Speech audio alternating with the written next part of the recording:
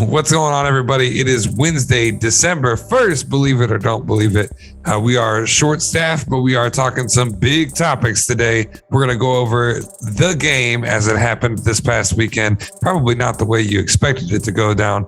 We're going to talk about LeBron James and some things being said about him nowadays. And we're going to break down the AFC. All that and more. The Wire starts right now.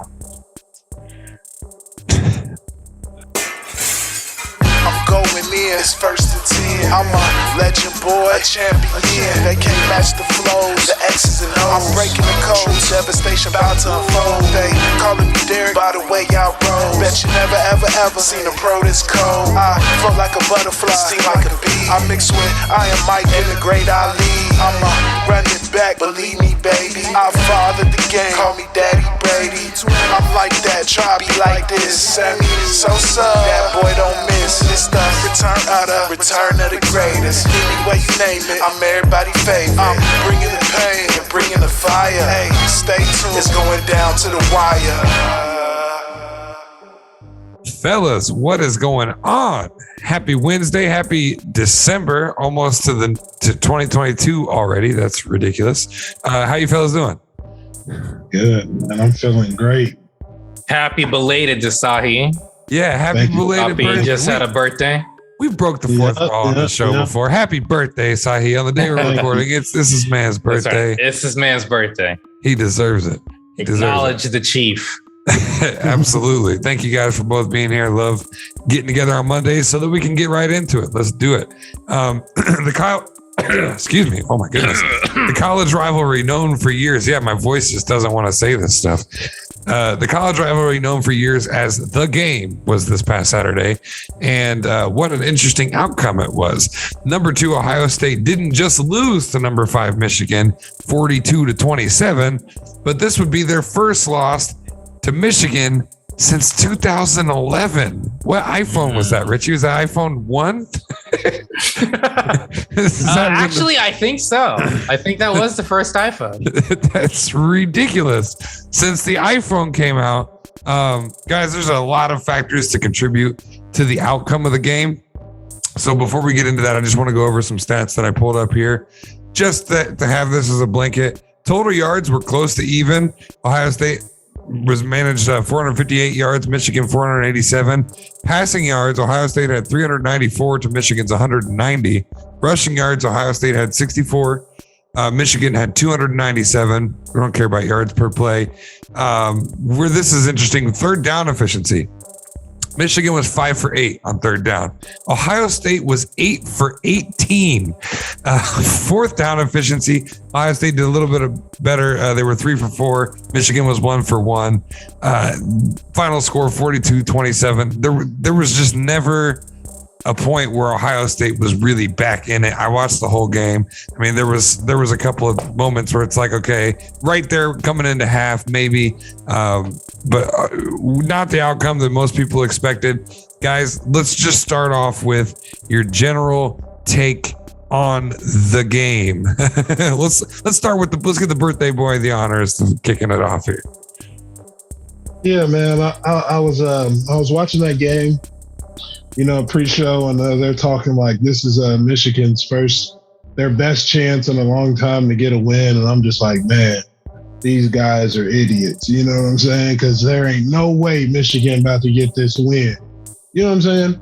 And the game is rolling, and Michigan goes down and score. And I'm just like, okay. You know what I'm saying? Ohio State fights back a little bit. It's tit for tat. It's chippy in the first half. It's a 1-point game at the end of half. You know what I'm saying? So I'm like, all right, Ohio State gets the ball. They're going to come down. And, you know what I'm saying, that high-flying offense is going to put points up. And let's see what Michigan does. But what does Ohio State do? They go straight down out of halftime and have a whopping 3 and out. And that's not going to get it done. That's I mean, especially with that kind of deep. I'm just rambling right now. I'm just all over the place because I'm just baffled by what went on. Ohio State's defense just could not get it done. It doesn't matter who they had on offense for Ohio State. That defense just could not stop that running game of Michigan. And Michigan just took a page out of Oregon's playbook and just ran it once they got that lead. So it's terrible. It's a travesty. But I guess Michigan's going to win every once in a while. I'm sorry for ranting. Oh, no. Ranting is encouraged on the podcast about sports. Another stat to throw at you, Richie, as I'm pulling it over. Ohio State had a total of 10 penalties to Michigan's 2. It amounted to 66 yards. And while a couple of those may be questionable, a lot of those were just plain dumb mistakes. What was your take on the game? My take was pretty simple. It's live by the passing game, die by the passing game. Like Sahe mentioned, they came out in that second half and just shit a brick, pardon my French. Haskins carried them. Like, if you look at the game, you look at it, time of possession was a little bit barely, but in Ohio State's favor. Stroud had like 400 yards passing, but the difference was Haskins. And obviously that defense, to Sahe's point, or lack thereof, by Ohio State. But, Haskins just ran all over them. And, especially, this is the thing about college, I'll say more than the pros. In college, running a running back can literally and does define title games. And Haskins played great. Like, let's just be real here. Haskins played fantastic. 5 touchdowns on the day. It was a domination, quite frankly. Like, if you look at it, all the numbers, like Justin mentioned, look similar. It looks like there's parity. Both of them were doing things, although McNamara wasn't with the Wolverines quarterback. I mean, he was pretty bad. But when Haskins is doing so well, that's what I would say for Ohio State. What's disappointing, obviously, they lost to, this is the biggest rivalry in college football. Some people say sports overall. I wouldn't go that far. But what I will say is that, when McNamara is playing this terrible, their quarterback's playing this bad, this should be your game for the taking, right? Because you should have a balanced offense to be able to win. And I've said this a million times about Ohio State. They're the second most talented team year in and year out outside of Alabama. The recruiting at Ohio State and the prestige that people want to go to the school for football is absurd. They always have some of the highest turnouts for NFL draft. They have fantastic talent, but this is Ohio State. Now, not losing to Michigan is Ohio State, but what I mean is they're always talented, but yet they almost never get to where they should. Realistically, they should be competing every year in that championship game, and they never seem to do it. Kudos to Michigan. But what I'll say is this, one of the things I just wanted to briefly mention and transition to in this conversation is there's a lot of people that always get upset by, for instance, teams like the Cincinnati Bearcats, who are currently considered a top 4 team, depending on your polls are either 3 or 4, AP poll versus coaches poll. So having said that, they still have a game against Houston. So technically this bad team, which again, they have no chance of winning. I think everyone can understand that. But this bad team could lose to Houston, who's 24th in the nation. But there's a lot of other things that could happen during these playoffs. None of this leads to Ohio State having an opportunity, mind you. But there's some competitive games that still have to happen, quite frankly. Notre Dame is going to have a pretty tough game against, I think, Baylor. I think they're playing Baylor. And so you're talking like 6th and 8th or 9th in the country, and they're clashing. Michigan still has to play Iowa. So they still have to play Iowa. And then the Bearcats are playing Houston. So the only team that Notre Dame's outside looking in. As long as if Michigan beats Iowa, you have your 4. That's basically what's going to happen, unless Cincinnati loses to Houston. I don't see that happening, but it's very well possible. We don't need to discuss who's going to do well. I say it every year. It's Alabama. Like, come on, guys. But and the only person who, in my opinion, who can really compete with them year in and year out is Clemson and Ohio State. And Ohio State shot themselves in the foot here. So at this point, it's just crazy to me, though, when you really think about the Ohio State Buckeyes and the Wolverines, that's how many whoopings Ohio State has given to the Wolverines, that it's been a decade since they beat them. But the other thing I did want to mention Side note, not related at all, but Brian Kelly has stepped away from Notre Dame and is going to LSU. That was a big shocker to me. I was surprised by that. I mean, don't get me wrong. LSU is a fantastic program as well. But, Brian Kelly left the Bearcats on awkward terms to go to a bigger school in Notre Dame. And quite frankly, it took a couple years, but look where Notre Dame's at. He's brought them into prominence. I mean, honestly, all of my childhood, Notre Dame was a joke. And they'd always been a joke. They're in prestige in name, but not in team quality and recruitment. Right. And Brian Kelly comes, and now they're there. But, I love the idea for Brian Kelly, just in the sense of he's taken Notre Dame to new heights and brought it back. He brought it back. And for him to I love when somebody sees an opportunity of career growth or a new challenge. So I don't know why he's doing this, but I think it's pretty cool. The other thing that surprised me was Riley leaving OU and going to USC. So we have a lot of mix-ups in college. So it's very exciting. For Ohio State, I don't know what to say, man. I'm not trying to rag on them. It's just so frustrating because they're so talented, but every year they do something stupid and they play poorly. And it's like they have nobody to blame but themselves, because they're, other than Alabama, when they step on the field, they're the most talented team every single year. And yet I don't see them in the championship every single year. And this was another example of a talented team. And the worst thing that hurts I'm not an Ohio State fan, obviously, but the thing that hurts the worst is they lost to Michigan.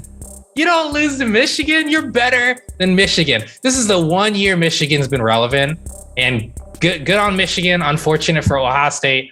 It's not like Ohio State's going anywhere. They're going to bounce back and they'll find another way to lose and break everyone's hearts next year. That's all I got to say. Oh yeah. Well, we're going to keep this. We're going to keep this churning. And also, if you'd like to hear us get into more NCAA, there is we've always talked about the quarterback carousel in the NFL. There's a head coach carousel going on right now in the NCAA, specifically with football, but even in basketball. I mean, it's crazy today. Baseball's got a lot of coaches and waivers. I mean, the stories were all over the place. Sahe, you've played both sides of the ball in football. And I remember enjoying watching you as a stellar defensive player also. Aiden Hutchinson, that is a factor that you have to take into consideration when you're getting ready to play a team like Michigan, especially with the Big Ten championship on the line. And that man walked away with 3 sacks on the day that got him to 13 sacks on the year. In this game alone, he had 15 quarterback pressures. Where was the fail? What should have they done differently with a guy like that? And he's not the only one on that defense who's a crusher. He's just arguably in the top 3 in the nation right now. When you have, if I was a coach, all right, when you got a team that has edge rushers and a defensive line like Michigan has, you want those guys rushing upfield. So how do you get them to do that? You run screens, you run draws, you know what I'm saying? A little misdirection, get them thinking it's going here, but it's really going there. And you really didn't see any of that. You just saw, Ohio State trying to be Ohio State, which cost Ohio State the arrogance. You know what I'm saying? We're going to do what we're going to do, and it's up to you to stop it. Well, it just so happened that Michigan had these 2 dudes that were up in the top 5, leading the country in sacks and all that. So, and you don't do anything to stop it? Come on, man. What do you think is going to happen? You got, how many times did Stroud throw the ball? It was 40, 50 times that game? 49 times. 49 times. 49 times. That's not going to get it done against a defense like that. I mean, if, 35 of those passes are screenplays, then okay. But after about the 5th or 6th time, I think the other team is going to get what you're trying to do. So that's something you got to sprinkle in there that I didn't see a lot of. And you got to be physical at the point of attack all game long. That's how you beat a team with a line like that. And Ohio State didn't do any of that.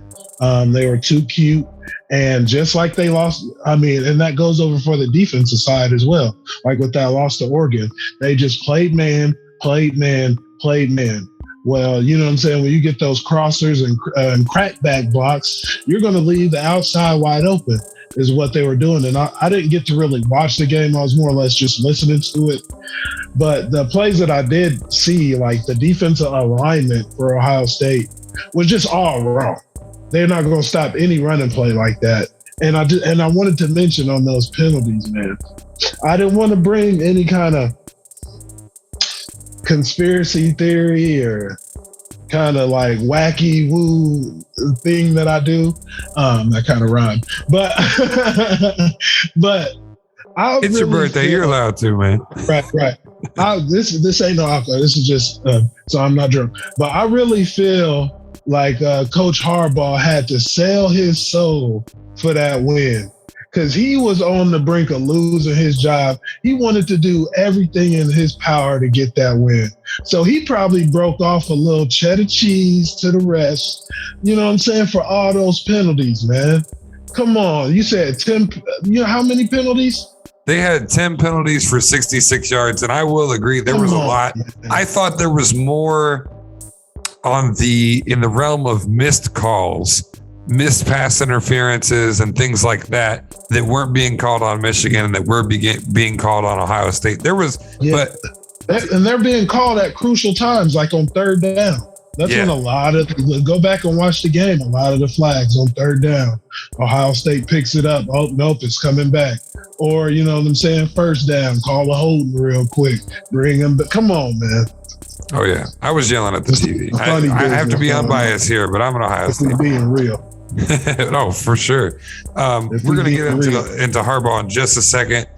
Richie, I know how much you love defense, specifically NFL defense.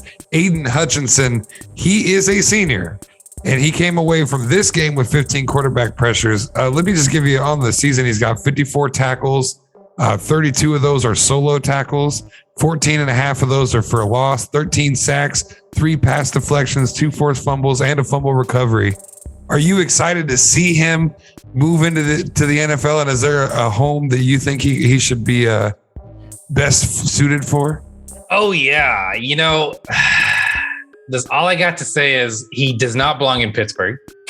Let me clarify that first and foremost. Here's the first thing Pittsburgh's going to do. They're going to be like, you know what? Ben doesn't want to retire. Let's have another mediocre season. Pick up Aiden and we'll have TJ Watt and Aiden. And don't get me wrong, that sounds amazing until you see the Steelers offense.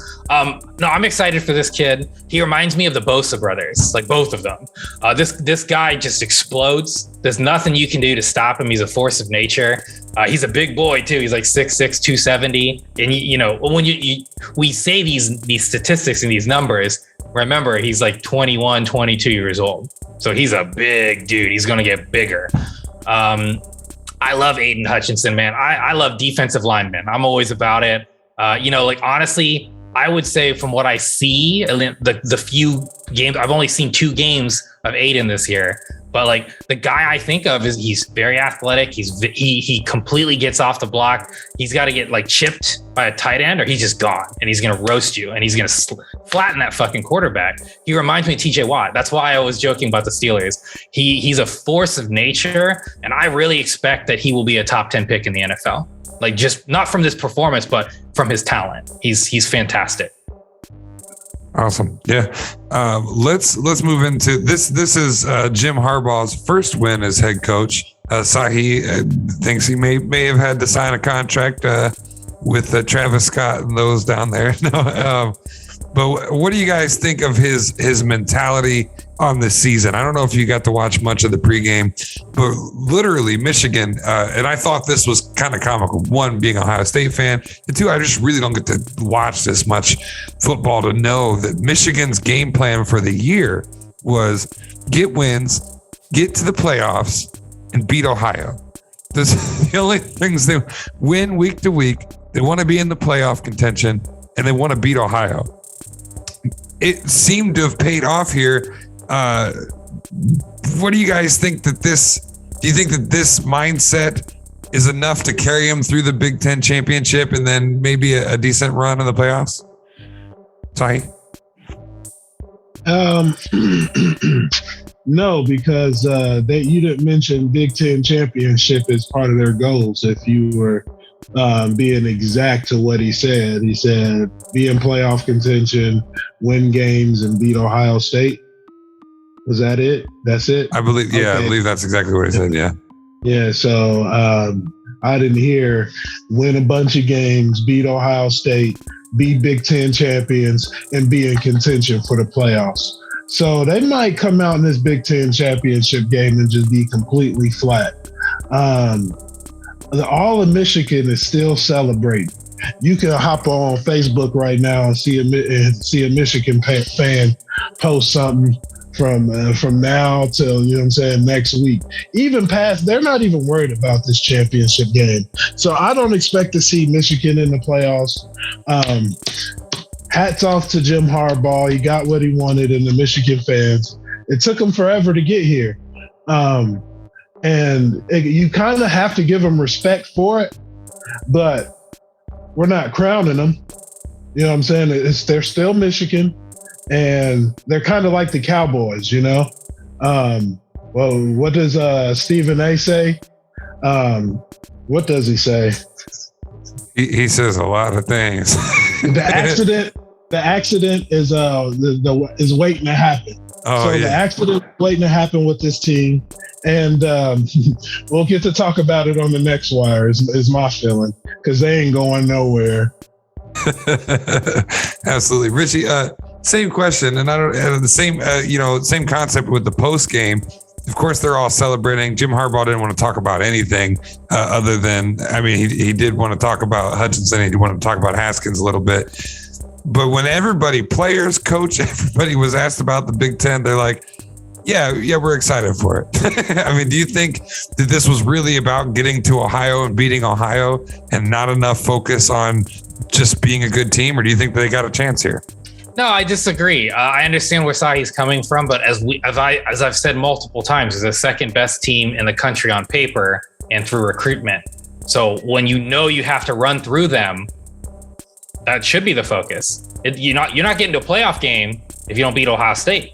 So to me, that is the focus. We talk about it, and don't get me wrong, I agree. You could argue, well, you're supposed to focus on a championship, but it's one game at a time. And the first game you have to go through is Ohio State. If you don't get through Ohio State, you ain't getting in no playoffs. They're not both going to make the playoffs. That's not how this works. This isn't the SEC. The Big Ten's not big enough, quite frankly, pardon the pun, to allow that if they played each other, one beat the other, they're both getting in. Only one of them, if they're both lucky, is getting in. So I understand his perspective. Having said that, do I think this is the team that has a chance? As I already said, no. I think they'll make the playoffs, but if they're they're taking Iowa for granted, that's kind of silly. They're the 13th ranked defense in the country. Ironically, Cincinnati is actually top 8, but we'll see. All I can say is Iowa is not a potent offense. Michigan looked very dominant against Ohio State that particular game. And they average 30 points a game. So having said that, they may have a good defense, but Iowa's, 8-point underdogs at the moment. I'm not saying that Michigan's going to guarantee a win here, but they're definitely the favorite. And it looks from a statistical standpoint, their defenses are similar. Michigan's 14th, Iowa's 13th, and Michigan scores 8 points per game more than them. And after that game Haskins has, if he's not banged up, I don't see what Iowa's going to do, quite frankly, to change that. But we'll see. All I can say is this is Michigan has to beat Iowa to even consider playoffs. So we'll see what happens. Absolutely. That was fun, getting into a little bit of college football. We don't ever do that. And one last thing on that, too. Michigan did play a very physical game. So to that credit, there may be some dings and dents. And if not, if they're just going to continue to play that physical, might be some dings and dents down the road. Let's get into LeBron James. And I want you guys to kind of elaborate on which parts of this have struck you more. But he's being fined and scrutinized for foul language, gestures on the court. Sahe put it excellently backstage that he was once labeled the king. He is now a villain in the eyes of much of the NBA universe. Guys, what do you make of what's going on with LeBron James? and anybody that wants it.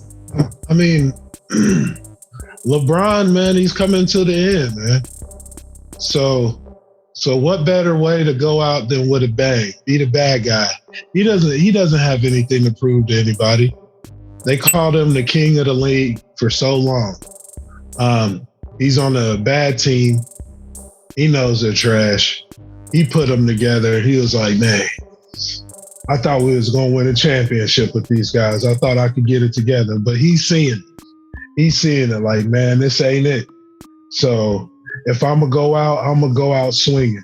So then he literally started swinging against the Pistons. Somebody was on him. He said, nah, f that. He said, I mean, he didn't mean to have a guy leaking, but he was just like, what y'all gonna do?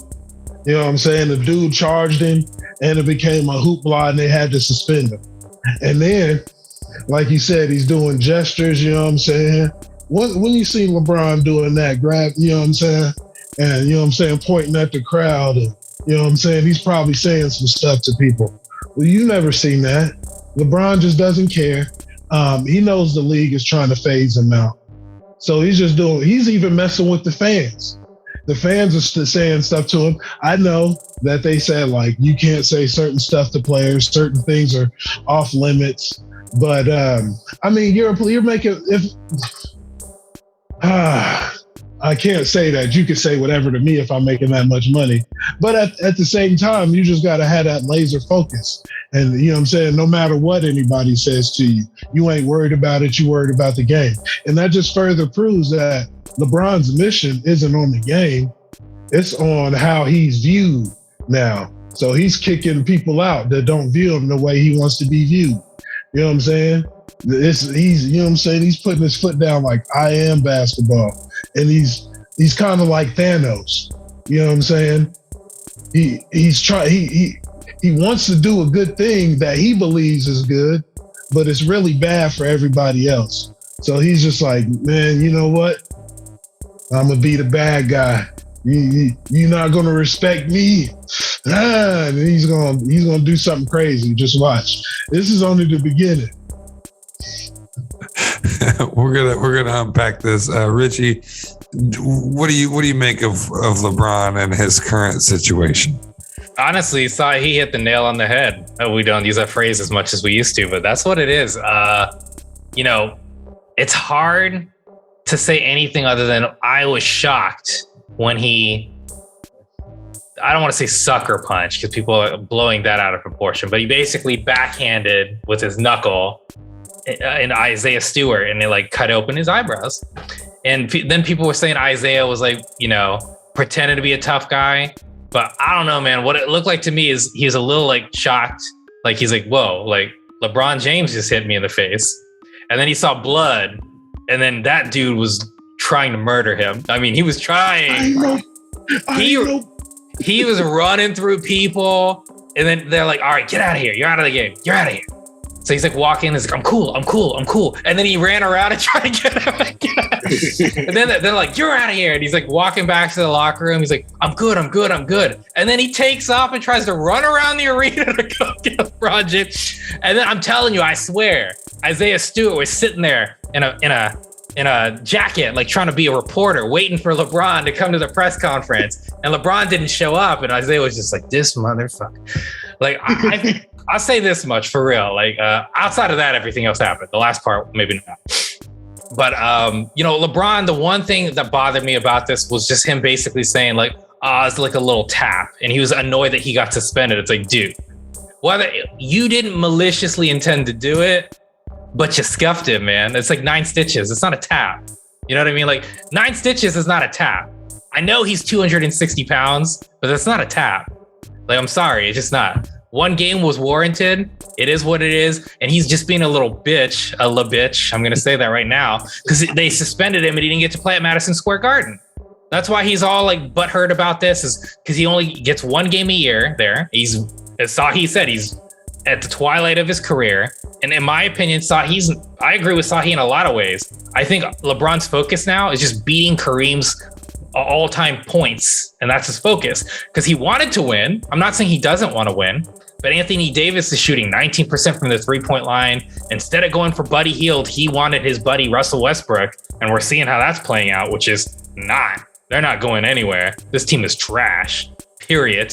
I'll say it now. It doesn't matter what they do. They're going to trade people because if it's this team, they're not winning anything this year. I guarantee that. They're terrible.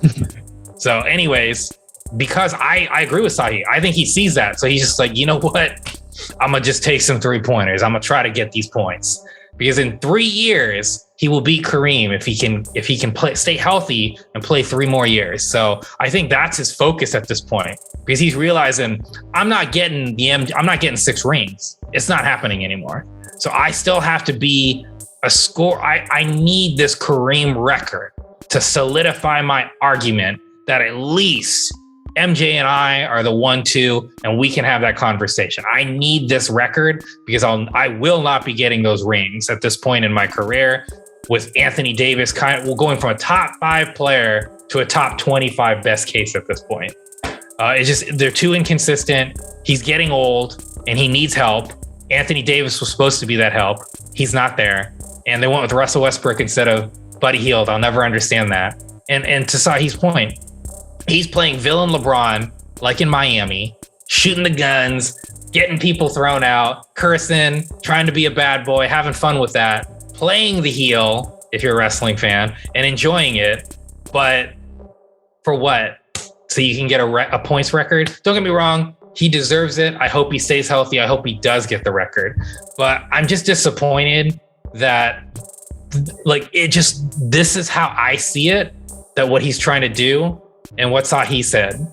It just feels like he's just going for that point record and he's phoning it in terms of understanding that he can't win this year with this team. And he's just going to do what he can do, get as many points as he can get and not get injured and play safe. He's not driving to the basket anymore. He's just jacking up threes. And when you're a 30% 3-point shooter, you have no business taking 8 threes a game. Interesting. So I have 2 different points that I want to bring up, but we don't have time for both. It's so hard to decide. So I'm just going to say this part and let it fizzle off into the distance. But he is technically through next season. That's all he's extended through with the Lakers. The last time he was considered a villain is when he left Cleveland high and dry and went to go play with some Kings. I mean, I know there's a super team in the works over there in Brooklyn. No, I'm just kidding. So I don't even want to hear about that. But we've talked about LeBron being a face for many different things and his influence on the social aspect of society. Does this diminish that? This behavior in front of those same people, does this diminish what his word is good for? He's spoken up for civil rights. He's spoken up for athletes. I mean, all kinds of different things. Sahe? No, not at all. This is different. LeBron, what he does off the court shouldn't have any bearing on what he's doing on the court and vice versa. I don't think it's going to tarnish anything. What about you, Richie? I'm with Sahe, but I have a caveat. I think your opinion of LeBron James would not change regardless of this. So if you think LeBron James is an amazing humanitarian and social activist, this isn't going to impact that. If you don't think he is, this isn't going to impact that either. It's just going to reinforce your lack of belief in that. I think I've mentioned this before. I no longer consider him a social activist, but what I will say is that, I think he advocates for what he needs to advocate. And he's a powerful voice and he uses his voice in that sense very well. And I think it's commendable. It's something Michael Jordan wouldn't do. And, I don't think that his image as a person should not be I don't think that'll ever change. So I don't think this will impact that. No. Sweet. All right. Had to throw that curveball in there. Just was curious. You guys are listening to Watching the Wire. Make sure you check us out.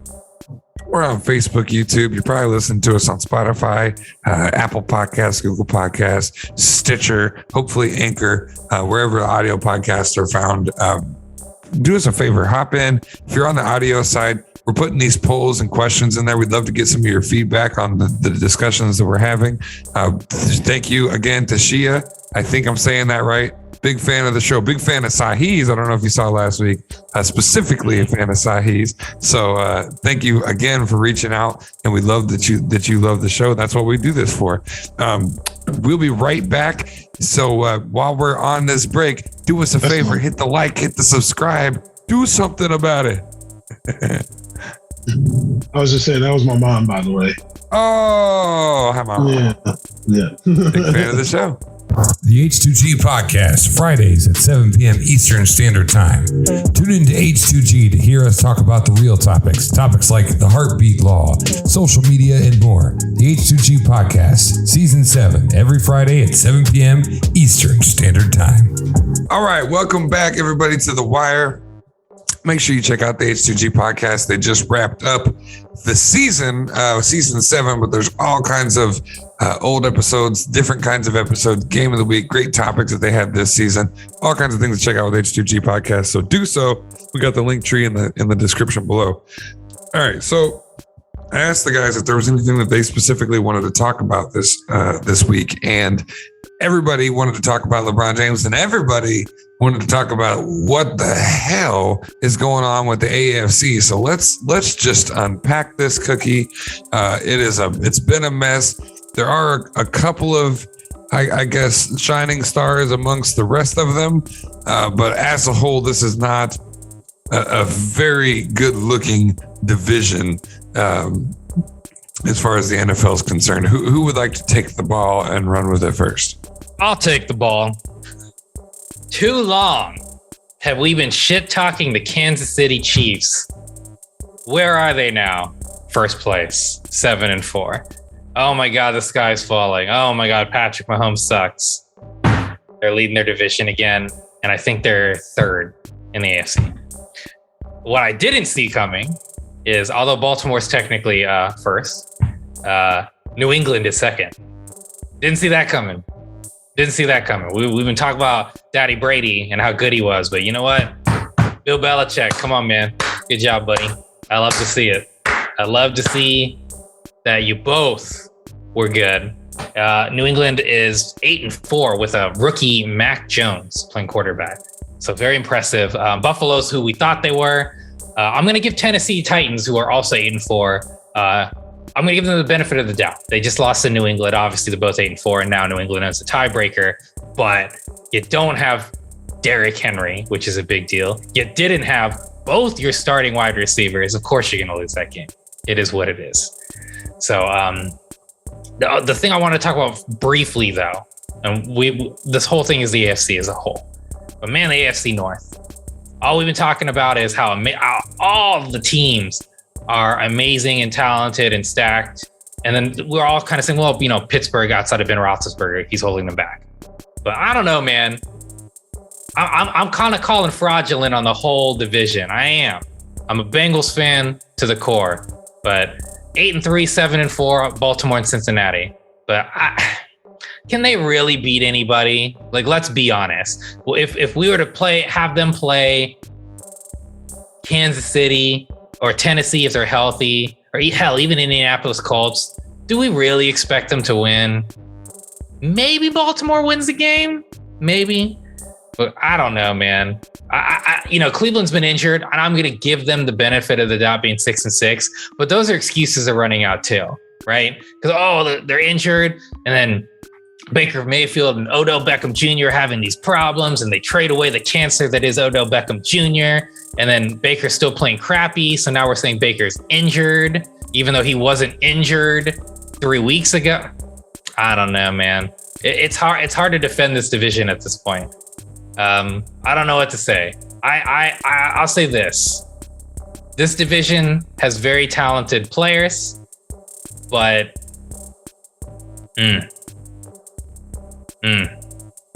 not much going on. They need a super team. Good defenses. All four teams have pretty good defenses, but I don't know, man.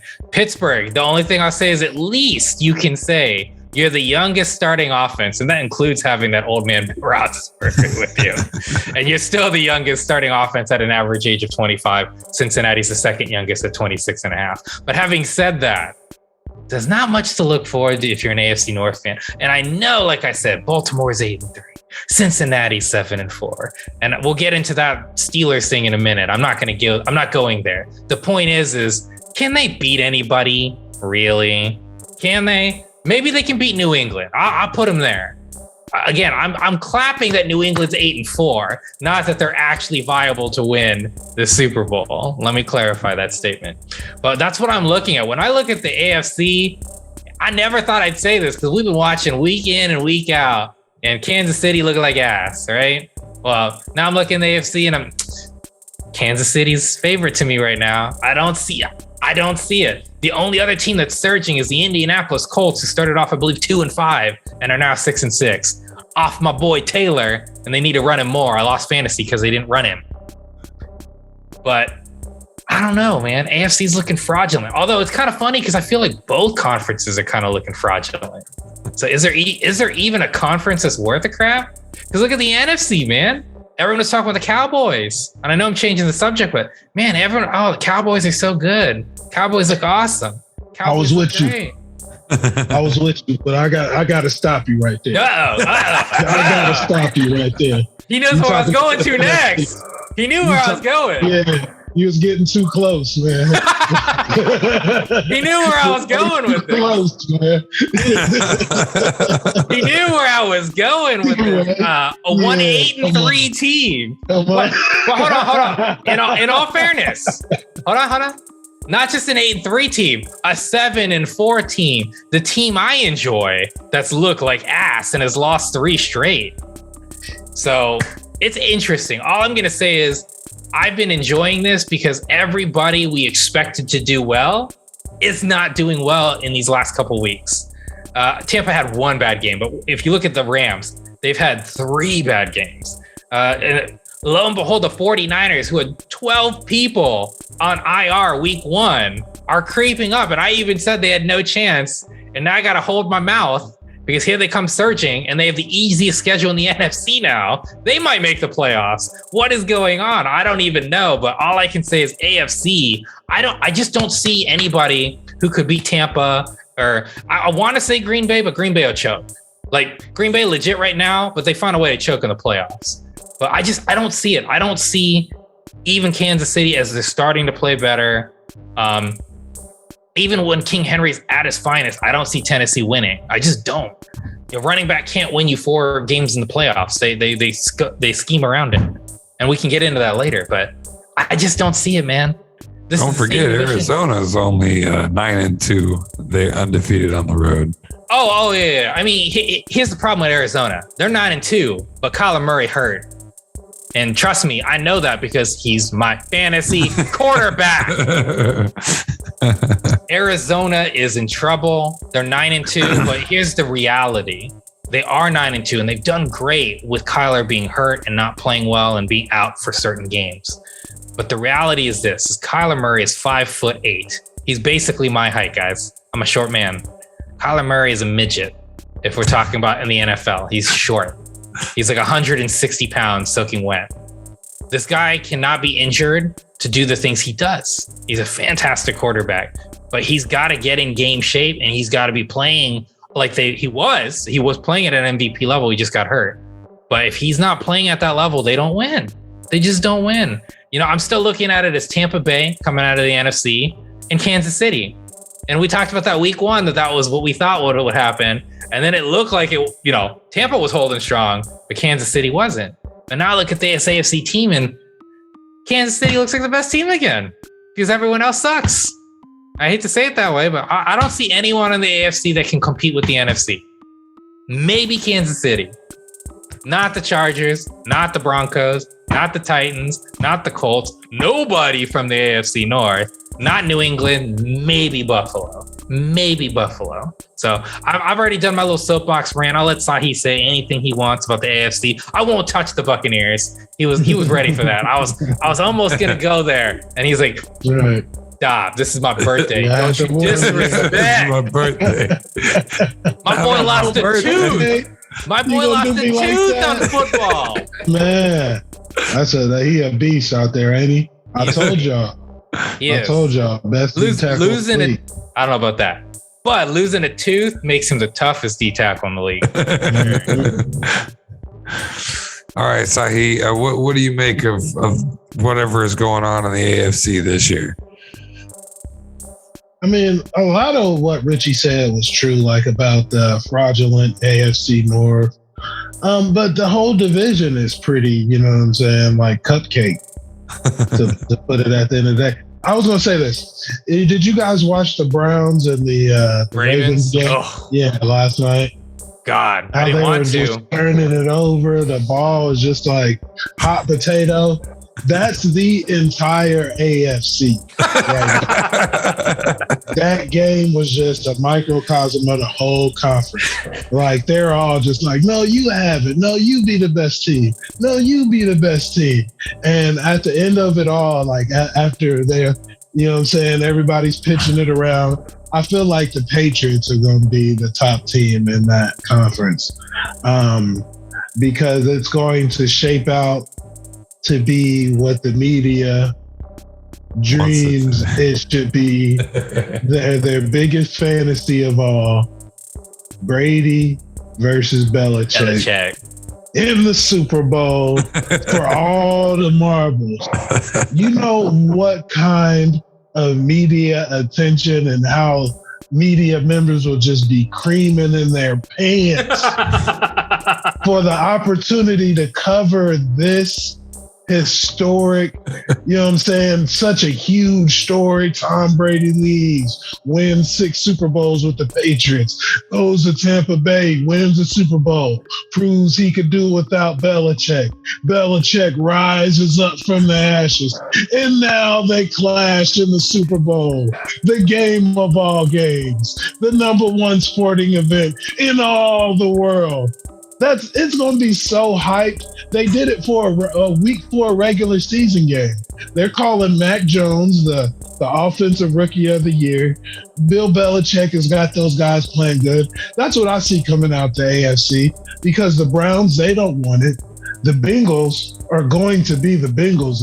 I'm sorry, Bengal fans. The Bengal fans are kind of like Michigan fans. Beating the Steelers, you know, it's like winning the Super Bowl. They beat them down twice. So they can't really ask for too much more the rest of the season. They got a promised future. All right, Joe Burrow's a good guy. He's got a promised future. Who else we got? The Titans, they don't have a shot anymore. You know what I'm saying? Derrick Henry's out for the season. So what are you going to do? The Chiefs, all right, Richie said they're the best, looking like the best team in the AFC right now, but anybody could beat them. You know what I'm saying? Yeah. We put the blueprint out on it. So nobody's scared of the Chiefs anymore. They're just a regular team. They were God in our eyes for a long time. For a couple years stretch, Brady went to the Buccaneers and showed that Patrick Mahomes does bleed. He is a man.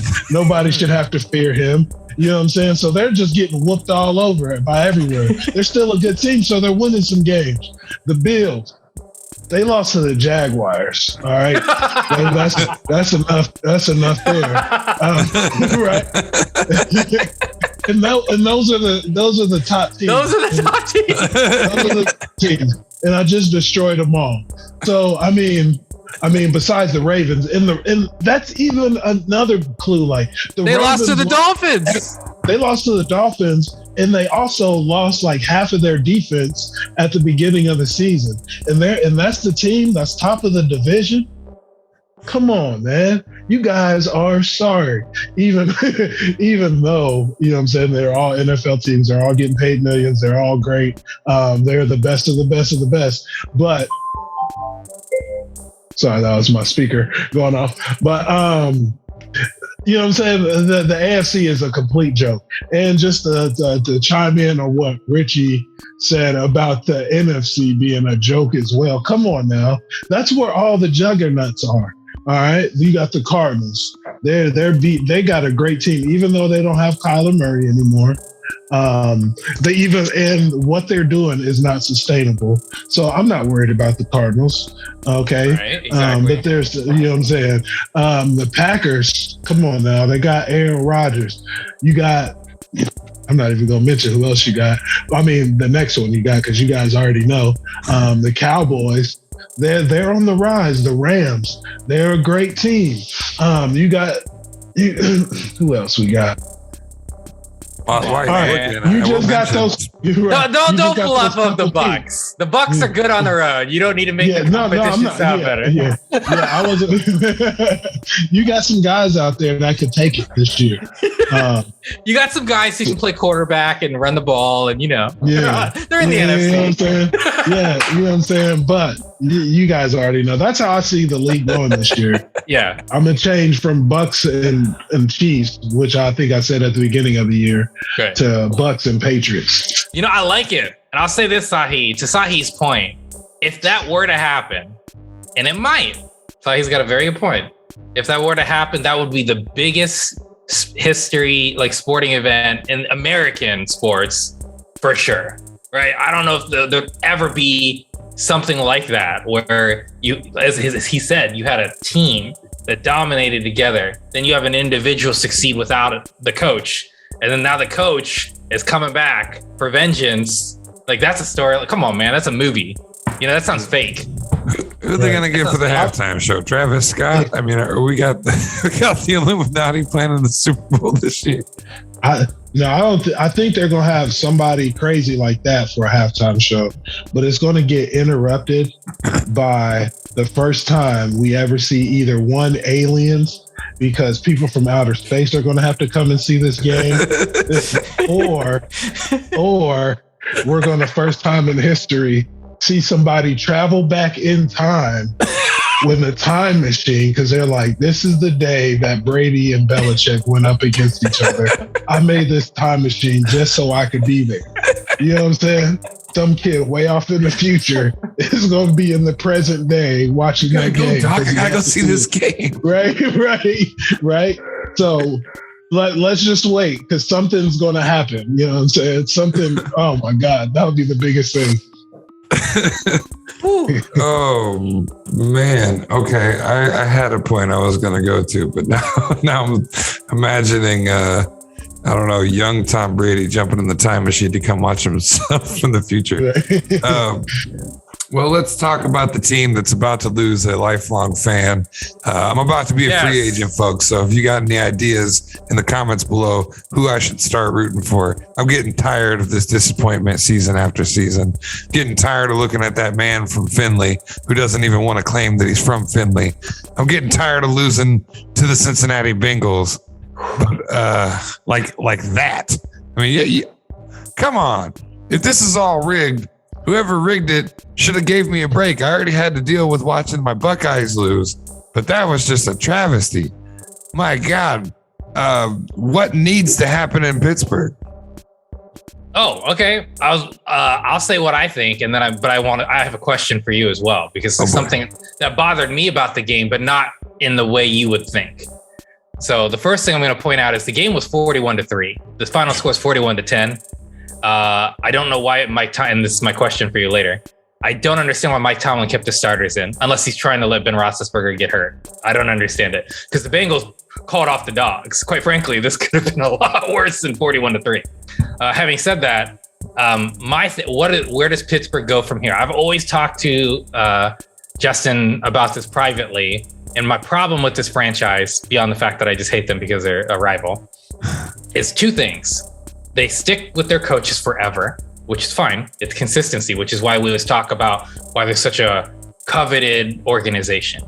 But with that comes reality too.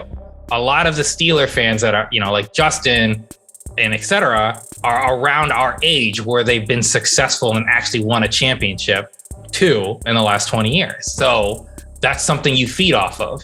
But when you look before that, there was a big gap where they were ass. You know what I mean? And I'm just being honest. I don't see a path where that I think that gap's coming. Because here's the problem with them. They don't draft quarterbacks constantly and highly. They don't have a successor. I'm sorry, but Dwayne Haskins is not it. We know Mason Rudolph is not it. The only thing Mason Rudolph's gonna be famous for is when he almost got killed by Myles Garrett. Outside of that, he's never gonna be known. He's gonna be a trivia thing for when keeping it real goes wrong. That's what he'll be known for, quite frankly. But Ben Roethlisberger is unfortunately at this point in his career no longer an asset. Right now, he's a hindrance, unfortunately. But and I've said this for years, and there was a different person on the show, not Justin, who was angry that I said he was overrated, and I'll stand by that. He's overrated, and he's always been overrated. He's been a top 3 quarterback, but never number 1 or 2, which is why he's overrated. But anyways, back to the point. They do not have a quarterback now. They do not have a plan. Najee Harris is fan-fucking-tastic. That's the only hope they have. Yes, they have Chase Claypool, but he's too inconsistent. He is not the Antonio Brown. He is not.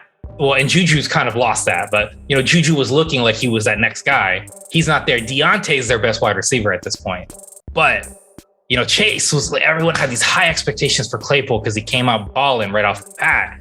But man, I don't know. I'm not trying to shit talk him. He's very athletic. He is, but he reminds me more like Mike Wallace. He's not the next big thing. He's just very athletic and he's tall. And sometimes he'll moss somebody. But this year, he hasn't been mossing anybody. And I just don't see that sustainable. And when you don't have a good quarterback, you're certainly not going to be, a player of that caliber is not going to have those opportunities because he's not the best route runner. That's why Deontay will be the only successful one right now. And Juju could be. I don't know what's going on with Juju. I got nothing to say about Juju other than it's disappointing because he was playing fantastic. And the last 2 years, he's kind of wet the bed. We'll go with PG language here. So I don't have an answer for them. Their defense is very adequate. You got TJ Watt, who's fantastic, but your line is garbage. Your defensive line is garbage. And Joe Mixon, not that he's bad, but Joe Mixon ran all over them.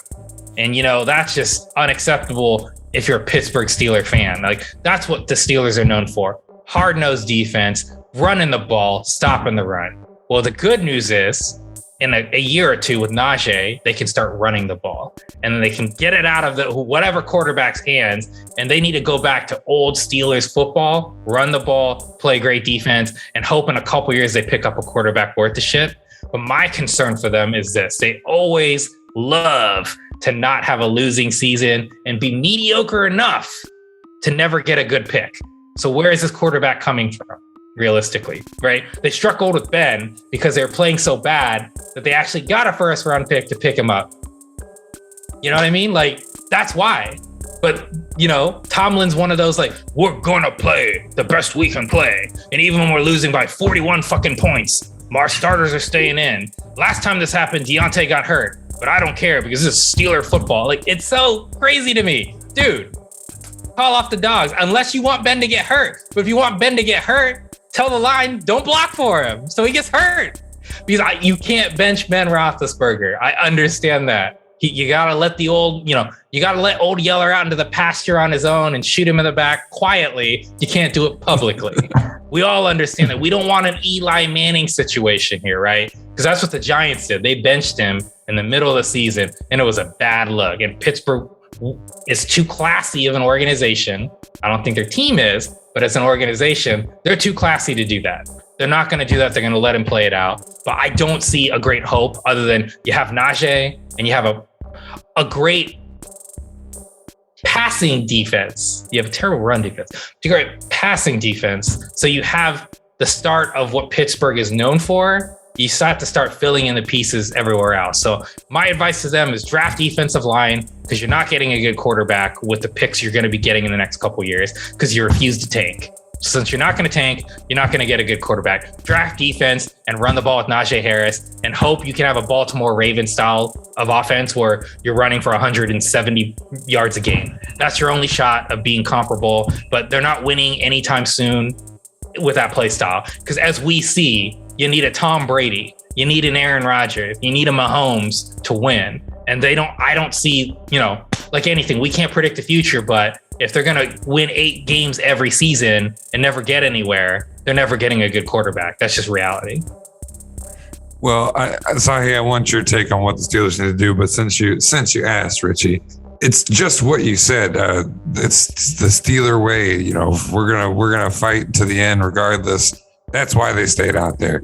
I think they should absolutely roll over and die, take the L, go into the offseason, try to find a quarterback.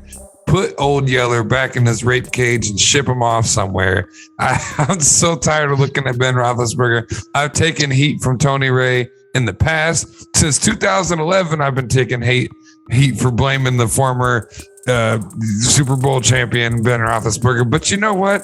He's always been stupid, and it's led to this: the shell of a giant standing in the center of the field, probably trying to remember his own name while he's getting smacked around by defensive players. I mean, he's just an idiot. Look back to the freaking motorcycle accident. That's the roots of all this. This is the man we're talking about here. Pittsburgh, cut off the dead weight. Get rid of the shit. The season's a loss. You're not going to win.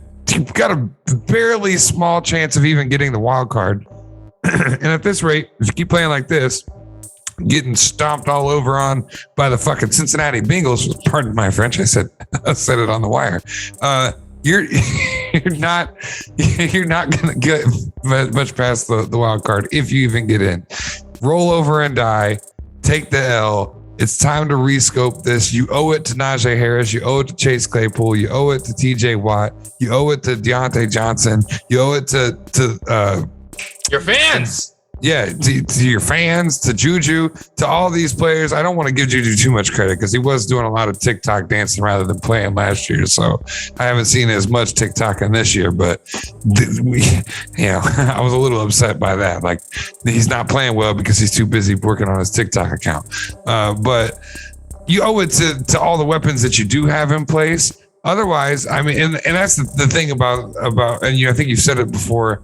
The thing about Pittsburgh is they're going to pay these weapons to stay there. So it's unfortunate that these players' careers are kind of going to be capped that way. Why would Najee Harris go anywhere if the quarterback can't do anything? He's going to get more touches here than he will somewhere else. Pittsburgh is going to pay to make sure that stays that way. But unfortunately, he would be a lot better somewhere else in a better scenario. So I don't know. I think they need to roll over and die, start to restructure. Sahe, what do you think needs to go on in Pittsburgh? Okay, here's here's the thing. I see there are three scenarios, right? Scenario A: Ben Roethlisberger retires, right? Like, because it's over for this year. I hope you know that it's over. So these scenarios are for the next year of what Pittsburgh can do to right the ship. Old Aaron Rodgers, all right, been rumored to go somewhere else after this season. He talks to Mike Tomlin. They build a bond. Aaron Rodgers says, "Hey, I think I might like it down there in Pittsburgh," and go down there and be the number one quarterback for the Pittsburgh Steelers for the next 5 to 6 years and return their glory. And what does Aaron Rodgers bring with him? He brings with him Odell Beckham Jr., possibly Devontae Adams. He attracts a top receiver to go play for Coach Tomlin. That could happen. That's scenario A. That's what they should probably do. Aaron Rodgers, get him down there to Pittsburgh. Scenario B, okay, a little risque, you know what I'm saying? Might not be, you know what I'm saying, enjoyed by most of the fans, but if you can win, you know what I'm saying, hearts might be changed. They go and trade for the boy down in Houston, Deshaun Watson, the athletic quarterback, pair him up with Najee Harris. You know what I'm saying? He's a fantastic young quarterback still, burned his bridges in Houston, but now he can have a fresh start with Mike Tomlin, a coach that gets it, a player's coach, a guy that's going to get him to focus on the football field instead of in the massage parlors. So you can get something working there, and Deshaun Watson revives his career as well as bringing the Steelers back to their days of glory and then revive that passion and fury in Pittsburgh. So that's the top two scenarios. Allegedly in the massage parlors. Well, hold on. Also, I have to comment. I don't know the optics of going to one alleged rapist to another, but Sahe, in all fairness, you brought good points. It's just the second one shocked me because I didn't even think. Can we get a quarterback with no allegations? I mean, you guys done it before. Okay, so you know what I'm saying? So you know how to handle it. You got protocols already in place. So you just swap out the old guy for the new guy. This is what we did for Ben. He liked to, you know what I'm saying? You guys had a little in common. So we can help you here. What Sahe's saying is if you're a woman living in Pennsylvania, Pittsburgh specifically, just move. Get out of the state. No, don't move. Masseuse in Pittsburgh. Don't move. This is time to up your business. You're going to get all sorts of attention. Deshaun Watson, he's going to have a program. None of that's going to happen like it did in Houston, all right? This is going to be a changed man. And so, you know what I'm saying? So it could work that way. You know what I'm saying? That's a bright spot for you. Pittsburgh organization can turn it around. You're right. What's the third option, Sahe? Because you said there were three. What's your third? Yeah. The third one is obvious, you know what I'm saying? Draft a quarterback. But at all costs, just get rid of Ben. So just draft a guy and just hope for the best and just pound the rock. Because you got Najee Harris, pick up another running back in the second round and just pound the rock. Okay. You know, Sahe. Hear me out. Hey, Lamar Jackson. Get him over there. That's what I don't know. Not going anywhere. I'm going to say he's not a turncoat like that, man. Yeah, they built that whole program around Lamar down in Baltimore. Yeah. He's a Baltimore Raven until he gets an injury and can't play anymore. I really like the Aaron Rodgers to Pittsburgh thing. I think that would drastically change my optics on Pittsburgh's success from my perspective. If they can pull that off, sure, then I agree with you. And yeah, he's very unhappy. So he doesn't really want to be in Green Bay. You know what I'm saying? So who knows? Might be the guy of the future for you, Justin. Well, I know they're going to be competing with San Francisco because he wants to return home. I do know that much. So I'd say all three of those scenarios is enough to keep me in Pittsburgh. Any of them are good, right? Right. I think I'll be a free agent until then. I'm still signed to Pittsburgh. Got a contract, but I'm like Aaron Rodgers. I don't want to be there. So I'm not I'm not showing up. I'm going to go vacay with my family and wait for Pittsburgh to do what I want them to before I show back up for them. Fair enough. All right. Anybody else got anything to tag on to the AFC conversation? No, I think we both, Sahe and I are on the same page. The AFC's kind of ass. I like his New England proposal. I think that's an interesting take. They're playing on fire. They have a 146-point differential against their opponents, which is leading the league. So to Sahi's point, they're playing winning football. We're about to see it. They almost beat us, too. They did. So it was close. That was scary. Their defense is insane. They're playing lights out. They scored 20 points on me in fantasy. It was not a good fantasy week. What kicker got 20 points on you? You were mentioning a kicker scored 20 points on you? Yeah, the stupid New England one. Hold on. I'm not. Yeah, no. I'll tell you right now. Let's see this asshole's name. Nick Folk, I think. N Folk. 21 points. New England defense, 14 points. So the kicker and the goddamn defense scored 47 points on me. Marvin literally won because of that. I'm not salty. It's okay. It's okay. New England is absolutely playing phenomenal. And, my New England guy, the tight end Henry, who scored 7 touchdowns in the last 7 games, gave me 1 point in fantasy after averaging 14 points over the last 6 weeks. Thank you, New England. Fuck the kicker. Are you kidding me? Fuck this guy. How did he score? I didn't even know a kicker could score 21 points in fantasy. What is this? Gotta be a beast. Well, happy birthday, Sahe. Glad that we got to do that on the wire right here. I hope it is the Buccaneers versus somebody. Maybe let's dive in and dissect the NFC a little bit better next week.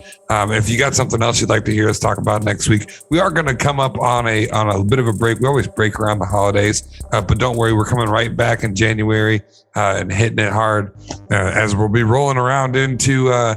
Before too long, we'll be looking at talking about the end of the NBA season again. So you've been watching and listening to The Wire. Please check us out on our Facebook and our YouTube page. Our Patreon is also listed in the link tree below. I put all the links down there. I'm not sure why I do that. You can really just click that link tree and see all of the links for H2G Podcast and The Wire all in the same spot. Now that I said that, next week I'm probably just going to have that one link there for you to grab. But please, in the comment section, the review section, in the Q&A section, whatever you want to do, let us know what you think of the show. Let us know what you'd like to hear us talk about. If you like the NCAA discussion this week, we can do that. We can talk a little bit more college. There's just a lot to cover, so we'll have to be narrow with it. But we want to hear what you want to hear. That's all for The Wire. We'll see you next Wednesday and every Wednesday at 8 p.m. Eastern. Peace out. Yeah. Yeah. Yeah.